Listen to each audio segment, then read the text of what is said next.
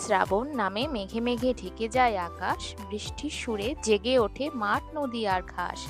এই শ্রাবণ, এই ভেজা মন বাংলার প্রাণ গাথা, বৃষ্টির মাঝে লেখা থাকে অনুভবের কথা। শুধু কি আমরা পৌষ মাসেই পিঠে বানাবো, শ্রাবণ মাসে পিঠে বানাবো না?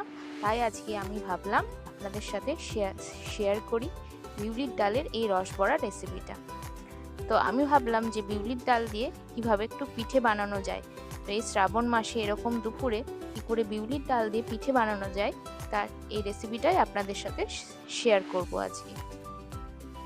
এই রেসিপিটা খুবই সোজা, বেশি উপকরণ লাগে না। শুধু আমার সাথে থাকুন এই ভিডিওতে, আমি আপনাদের দেখাবো কিভাবে এটা তৈরি করা যায়।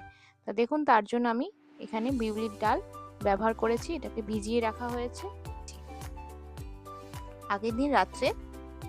আপনারা ভিজিয়ে রাখবেন বেশ এরকম। দেখুন ডালটা